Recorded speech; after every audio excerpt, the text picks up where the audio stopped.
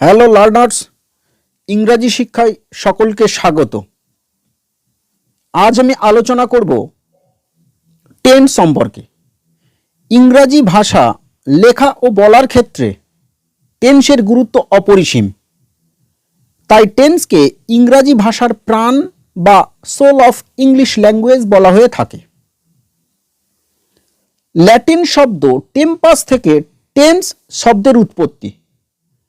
Tempus শব্দের অর্থ সময়, অতএব টেন্স শব্দের অর্থ সময় বা কাল।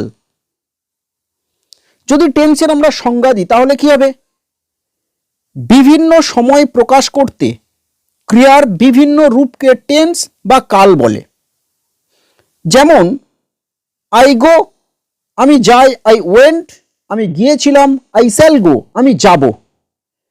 এই তিনটি সেন্টেন্স এ অবস্থিত গো ভার্ব বা ক্রিয়াটি বিভিন্ন সময় প্রকাশ করতে বিভিন্ন রূপে ব্যবহৃত হয়েছে।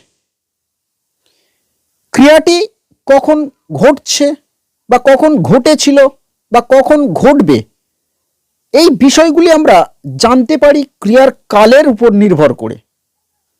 তাই টেন্সকে তিন ভাগে ভাগ করা যায়: প্রেজেন্ট টেন্স বর্তমানকাল, পাস্ট টেন্স অতীতকাল, ফিউচার টেন্স ভবিষ্যৎকাল। আবার ভার্ব বা ক্রিয়ার কাজ বিভিন্ন সময়ে বিভিন্ন অবস্থায় শেষ হয় বলে আরও পরিষ্কারভাবে বোঝবার জন্য প্রতিটি টেন্সকে চার ভাগে ভাগ করা হয়েছে। যেমন ইনডিফিনিট সাধারণ বা নিত্য, কন্টিনিউয়াস ঘটমান, পারফেক্ট পুরা ঘটিত, পারফেক্ট কন্টিনিউয়াস পুরা ঘটিত ঘটমান।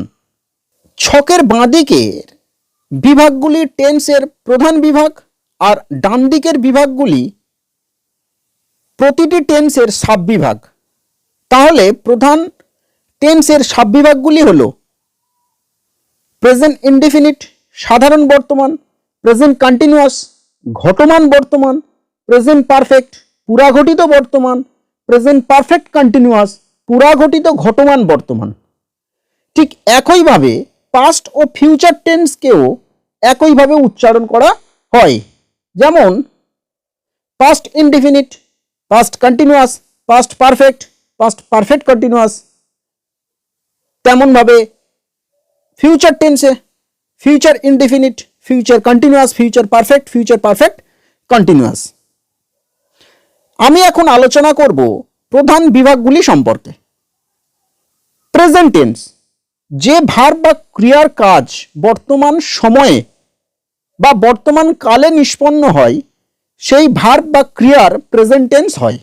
যেমন আই গো টু রুম, আমি শ্রেণীকক্ষে যাই; হি রাইটস আ লেটার, সে একটি চিঠি লেখে।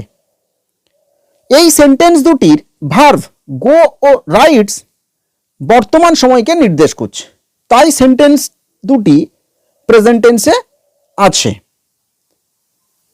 পাস্ট টেন্স যে ভার্ব বা ক্রিয়ার কাজ অতীত সময়ে বা অতীত কালে নিষ্পন্ন হয়েছে সেই ভার্ব বা ক্রিয়ার পাস্ট টেন্স হয়।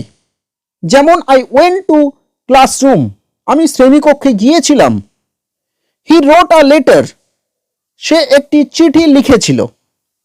এই সেন্টেন্স দুটির ভার্ব ওয়েন্ট ও রোট অতীত সময়কে নির্দেশ করছে, তাই সেন্টেন্স দুটি পাস্ট টেন্সে আছে। ফিউচার টেন্স যে ভার্ব বা ক্রিয়ার কাজ ভবিষ্যৎ সময়ে বা ভবিষ্যৎ কালে নিষ্পন্ন হবে সেই ভার্ব বা ক্রিয়ার ফিউচার টেন্স হয়। যেমন আই শ্যাল গো হোম, আমি বাড়ি যাব; ইউ উইল রাইট নাও, তুমি এখন লিখবে।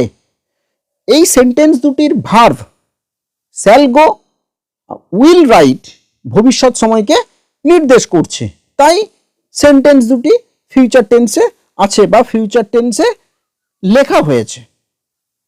ডিয়ার লার্নার্স, ভিডিওটি যদি আপনাদের খুব প্রয়োজনে লেগে থাকে তাহলে অবশ্যই লাইক, কমেন্ট ও শেয়ার করতে ভুলবেন না। আর টেন্স সম্পর্কে পুঙ্খানুপুঙ্খ আলোচনাগুলি পার্ট অনুযায়ী পেতে অবশ্যই চ্যানেলটি সাবস্ক্রাইব করুন। Thank you very much.